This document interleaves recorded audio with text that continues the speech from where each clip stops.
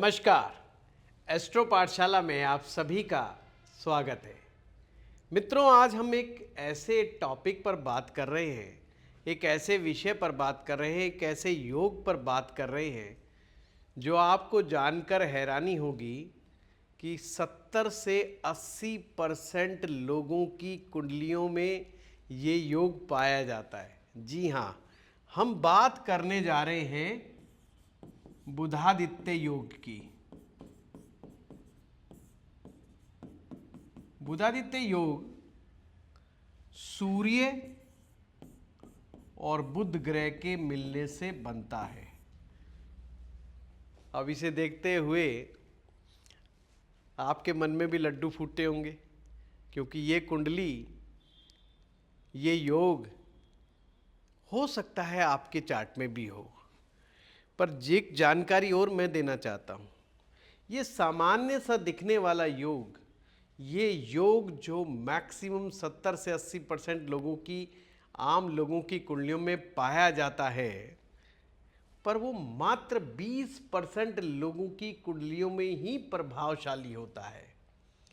पहले तो हम ये समझ लें, ये जब सूर्य और बुध आपकी जन्म पत्रिका में किसी एक राशि में, याद समझ लीजिए एक भाव में, कुंडली में 12 भाव होते हैं, उन 12 भाव में यदि सूर्य और बुध किसी भी भाव में बैठे हुए हैं तो बुधादित्य योग माना जाता है। पर इस बुधादित्य योग के लाभ क्या होते हैं, फायदे क्या होते हैं, आइए इसको समझने का हम प्रयास करते हैं।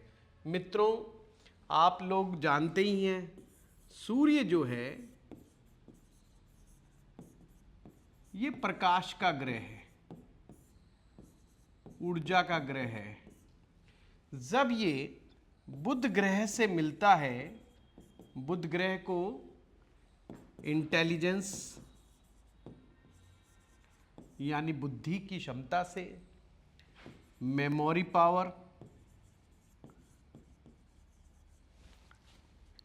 कम्युनिकेशन स्किल,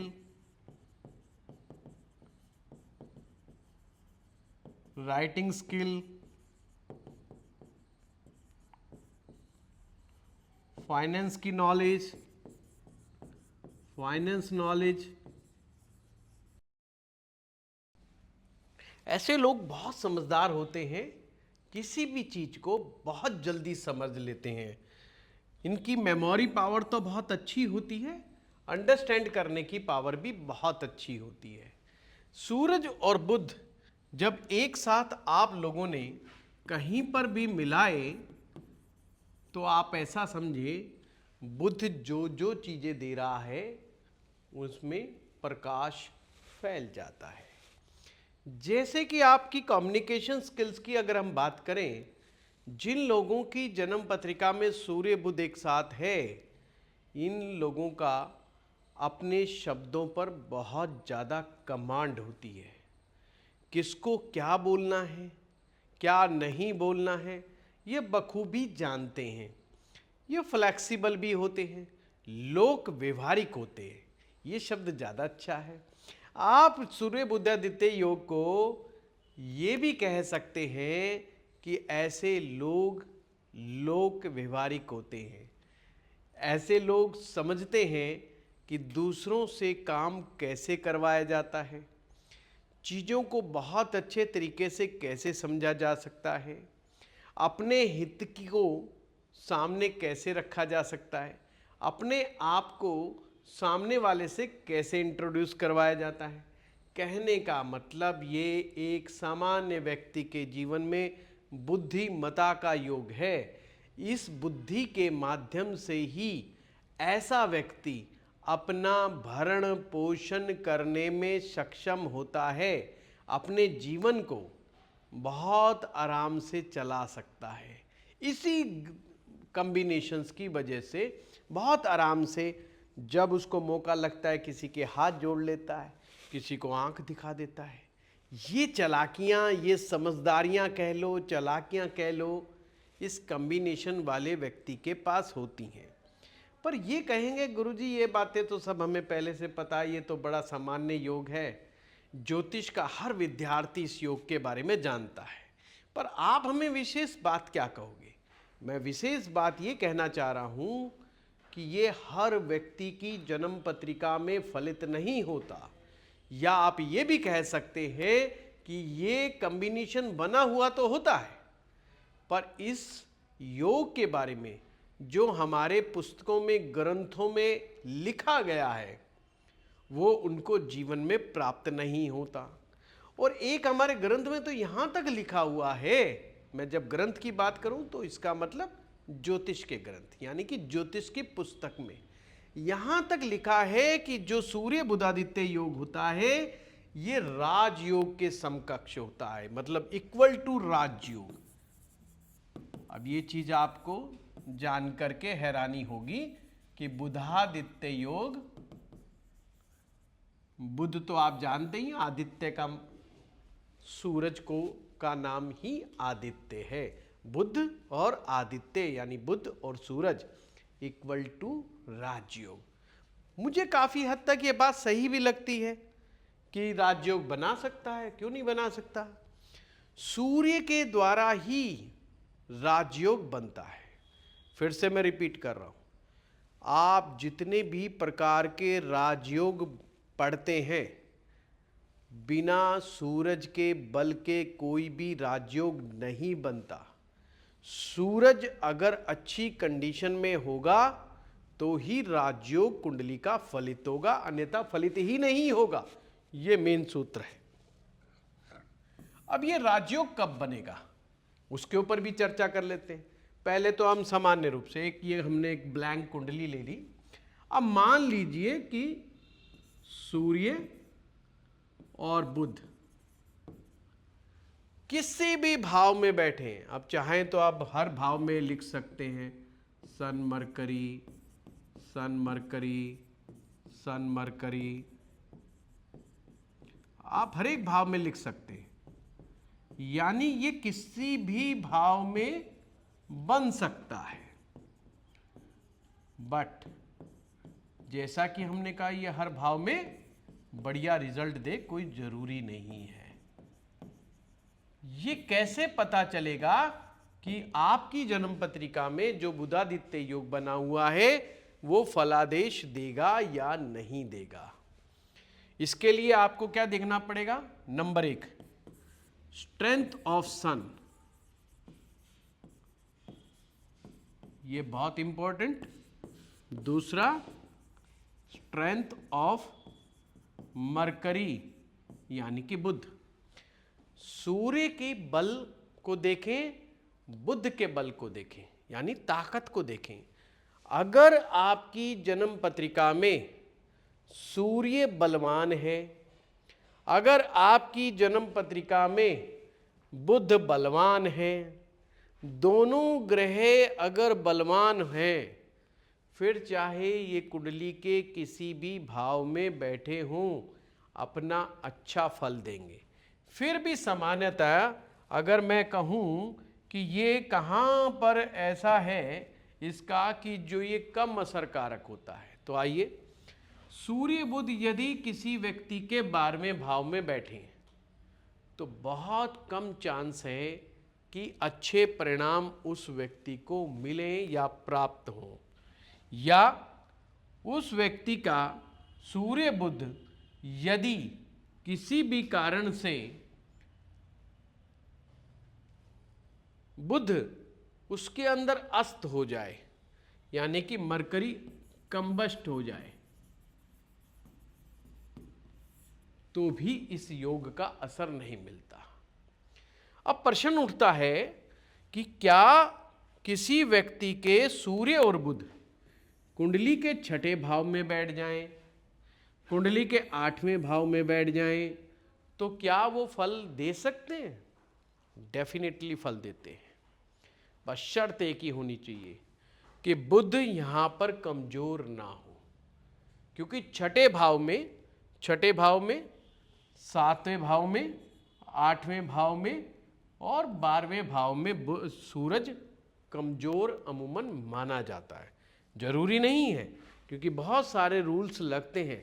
फिर भी मैं एक सामान्य व्याख्या कर रहा हूं कि सूरज छठे में, सातवें में, आठवें में और 12वें भाव में अक्सर कमजोर माना जाता है, उतना बलवान नहीं माना जाता। फिर भी अपवाद ज्योतिष में हमेशा बना होता है, हर जगह अपवाद है, ये ध्यान रखिएगा, इसको कहीं वन लाइनर सूत्र ना मान ले। परंतु अगर बुध बली है, जैसे कि सूर्य यहाँ बुध यहाँ कन्या राशि के बैठे, मतलब उच्च के होके बैठे, यहाँ पर कन्या राशि के बैठे हैं, मिथुन राशि के बैठे हैं, तो बुधादित्य योग विशेष फलदायी होगा। फिर से कह रहा हूँ, सूरज बुध छठे भाव में, आठवें भाव में हो तो व्यक्ति अत्यधिक समझदार, चालाक, होशियार और चीज़ों को बहुत अच्छे से समझने वाला होता है। समझ गए होंगे अब आप। अब मैं बात करता हूँ ये राजयोग कैसे बनता है। तो इसकी एक शर्त तो ये है, अगर किसी व्यक्ति की जन्म पत्रिका में सूरज और बुध बलवान है, प्लस, अब मैं यहाँ प्लस जोड़ देता हूँ, बृहस्पति की दृष्टि में है, यानी कि बृहस्पति ग्रह की दृष्टि पड़ रही है जन्म पत्रिका में। जैसे इसको मैं एग्जाम्पल से समझाने की कोशिश करूं, तो मान लीजिए किसी के सूर्य और बुध पंचम भाव में बैठे और गुरु लगन में बैठ गया या गुरु पंचम में बैठ गया, तो आप देख रहे हैं अगर गुरु लगन में बैठा है तो नवम दृष्टि से सूर्य बुध को देखता है, पंचम में बैठा है तो सूर्य बुध को पंचम दृष्टि से देखता है, गुरु यहाँ पे नवम दृष्टि से, गुरु यहाँ पर पंचम दृष्टि से देखता है। ये जरूरी नहीं गुरु तो एक ही जगह मिलेगा आपको आपकी कुंडली में, ये मैंने जस्ट बताया है, गुरु कुंडली में कहीं भी बैठा हो, पर यदि उसकी दृष्टि पांचवी, सातवीं, नौवीं, इन तीनों दृष्टियों में से कहीं पर भी सूर्य बुध इसके दृष्टि में आ रहे हों तो ये राजयोग में बदल जाता है। फिर समझे, ये राजयोग हो जाता है। अब इस सामान्य से दिखने वाले बुधादित्य योग को सामान्य मत समझिए, ये राजयोग हो गया। राजयोग बन जाने पर क्या क्या कर सकता है, आपको उच्चाधिकारी बना सकता है। अब ये उच्चाधिकारी में बहुत ऊंचे लेवल के अधिकारी की मैं बात कर रहा हूं। प्राइवेट सेक्टर में होगा तो भी टॉप मोस्ट पोजीशन पर जाने का प्रॉमिस है ये। अगर ऐसा व्यक्ति सरकारी नौकरी में होगा तो भी जिले का प्रधान, आईएएस, आईपीएस या उससे भी बड़े अधिकारी जो होते हैं उस लेवल पे जाने का एक प्रॉमिस बनता है। और क्या हो सकता है जीवन में, ऐसा व्यक्ति अगर बिजनेस करता है, बहुत समझदार, अपने फील्ड का लीडर बनता है, इसमें लीडरशिप क्वालिटी जनरेट हो जाती है। ऐसा व्यक्ति अपने आप को एक ब्रांड के रूप में स्थापित कर लेता है या अपने प्रोडक्ट को ब्रांड के रूप में स्थापित करने में कामयाब हो जाता है। जैसे सपोज करो कोई टीचर है, टीचिंग का काम कर रहा है, उसने कोचिंग इंस्टीट्यूट खोल लिया, तो उसका coaching institute as a brand माना जाएगा एजुकेशन के क्षेत्र में। कोई भी क्षेत्र में ये लोग प्रवेश कर जाएं, वहाँ के लीडर ही बन कर के निकलते हैं। अब ये कहने की जरूरत नहीं साहब, ये बुधादित्य योग अगर इतना स्ट्रांग होगा तो हमें और क्या लाभ होगा। जमीन जायदाद, मकान, वाहन, लग्जरी का सुख, सारे सुख मिलेंगे। धन की कोई कमी ऐसे लोगों के पास नहीं होती है। ध्यान रहे, बहुत सारे लोग वीडियो देख के घबरा जाते हैं कि साहब मेरे तो 5 ग्रह कमजोर हैं, 6 ग्रह कमजोर हैं। अरे मित्रों, मात्र एक ग्रह भी 9 ग्रहों में से एक ग्रह भी अगर ठीक ठाक हो जाए तो वही जीवन चलाने के लिए काफी होता है। सारे ग्रह किसके इकट्ठे अच्छे हुए, भगवान के भी अगर धरती पर अवतार ले ले तो सारे ग्रह तो उनके भी अच्छे नहीं होते, कहीं ना कहीं तो फॉल्ट, परेशानी टेक्निकली वहाँ पर भी आ ही जाती है। क्या जो भगवान अवतार के रूप में धरती लोक पर आते हैं उनके जीवन में कठिनाइयाँ नहीं होती, परेशानियाँ नहीं होती? सब होता है। तो आप घबराया मत करो। बहुत सारे लोग कमेंट बॉक्स में लिख देते हैं जब हम किसी टॉपिक पे वीडियो चल रहा होता है कि सर मेरे तो फलाना ग्रह कमज़ोर हो गया या ये ग्रह कमज़ोर हो गया। उनसे नहीं, आपने दो बातें देखनी है अपनी कुंडली में, अपनी कुंडली की वीकनेस और अपनी कुंडली की स्ट्रेंथ। जो आपकी नेचुरल स्ट्रेंथ है, जीवन में उस नेचुरल स्ट्रेंथ को बढ़ाना है और उसी के साथ लगे रहना, उसी पर खेलना है। जो आपकी स्ट्रेंथन एरिया होता है उसी के साथ फ्री फ्लो में आप चलते रहिए लाइफ के अंदर, जीवन में आपको ग्रोथ मिल जाएगी। तो घबराने वाली बात नहीं। तो आज मैंने आपको एक बड़ा प्यारा सूत्र दिया बुधादित्य योग का, कि ये बुधादित्य योग जो 70 से 80% कुंडलियों में सामान्य रूप से पाया जाता है, राजयोग में भी कन्वर्ट हो जाता है। और ये अगर विद्यार्थी हैं आप तो पढ़ाई में बड़ी कुशल होंगे। जिन बच्चों का भी बुधादित्य योग अच्छा बना होता है कुंडली में, उनके पेरेंट्स को उनकी पढ़ाई की कोई चिंता करने की आवश्यकता नहीं। ये बच्चे पढ़ने में बहुत होशियार होते हैं, कंपटीशन को अपने आप ही क्रैक कर लेते हैं और इन्हें सब कुछ मालूम होता है कि इन्हें लाइफ में करना क्या है। ऑलरेडी ये डिसाइड कर चुके होते हैं और जो डिसीजन लेते हैं वो डिसीजन भी लगभग इनका ठीक ही होता है, गलत नहीं होता है।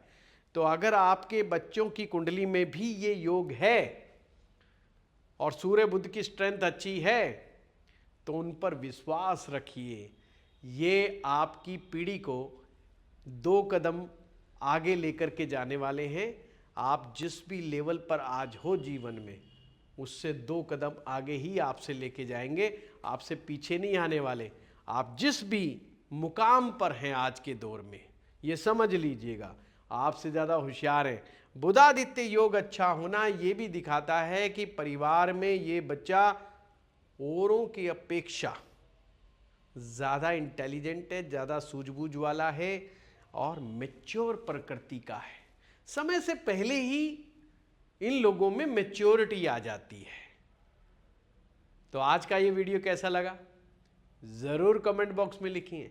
और अगर आपकी कुंडली में भी सूर्य बुध योग है और वो जो हमने बताए हैं उसके अनुसार फलादेश दे रहा है तो वो भी लिखिए, और नहीं दे रहा तो भी लिखिए।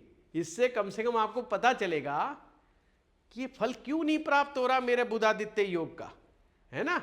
चलिए, आपका बहुत बहुत धन्यवाद। और हाँ, अगर अभी तक आपने एस्ट्रो पाठशाला को सब्सक्राइब नहीं किया तो जरूर कीजिए ना, कंजूसी काहे की है। जब आप वहाँ से वीडियो देख रहे हैं तो ग्रेटिट्यूड के रूप में बनता है कि आप सब्सक्राइब कीजिए। धन्यवाद।